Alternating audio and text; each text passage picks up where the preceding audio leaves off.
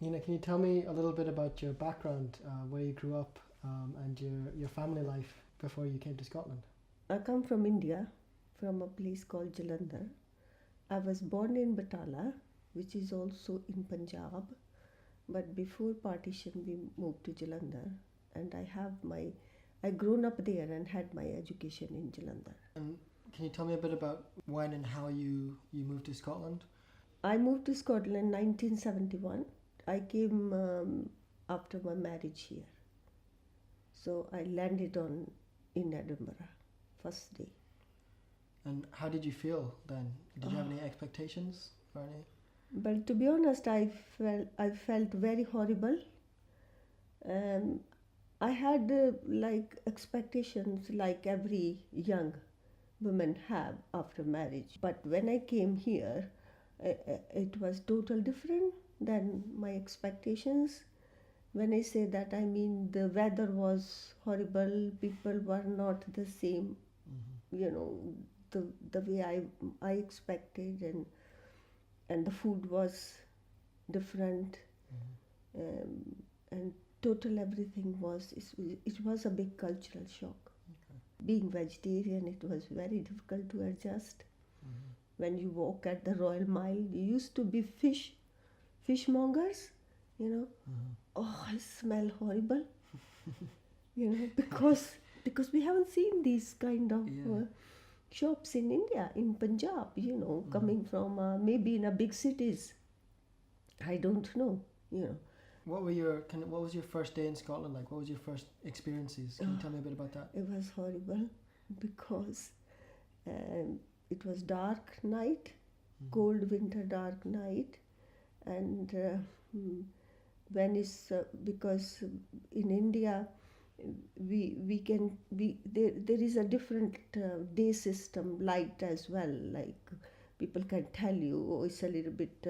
The sun is on this side, no, it will be that time, and the sun is that way, and the time will be, this will be the time. But here, when I came, I found that you need to have a clock because it gets so dark so quickly, you don't know what the time. If you do not have a clock, your life stops. You know. What were your thoughts on Scotland and its culture when you first arrived? Do you have any funny stories about learning about Scottish culture? Anything that surprised you? Yes, I have got very, very funny stories. First, when I came here, I saw men and women kissing on the roadsides, open. I said, oh my God, which country I choose to live? Why people are like this here? You know, it's something very private. You don't do like this. Yeah. But then it was very hard for me to accept that.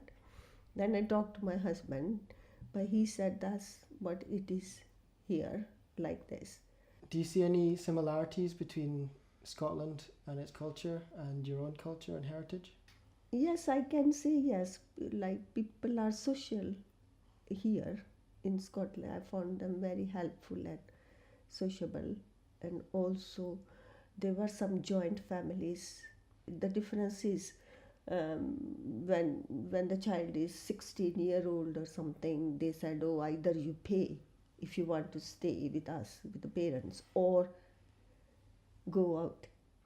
That's the difference. We let them choose if they want to stay or you don't want to stay. But obviously we prefer children.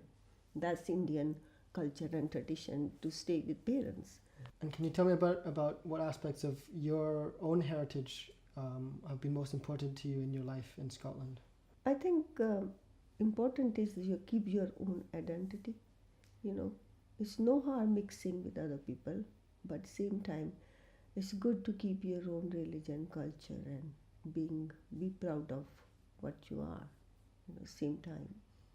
Did you have any experiences that particularly influenced you to do the work that you're doing and the field that you've chosen to work in? Yeah. When I got confidence, when I had my daughter and came back here, and then I started doing some voluntary work with Women International Center, and then with the CRC. Nowadays it's ELREC, but that time it was called CRC.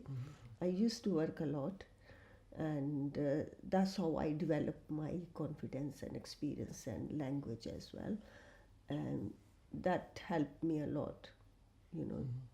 Part of my success is my family support, specifically my husband, and whatever I am today is his, due to his encouragement and support all the time. Do you feel part of Scottish society or Scottish? Yeah, after living here 46 years old. So yeah, I do feel, yeah. Still, I do miss my country, still, but no, because my children are now settled here, got married, I got grandchildren. So, yeah, obviously, I feel happy and part of Scotland, yes.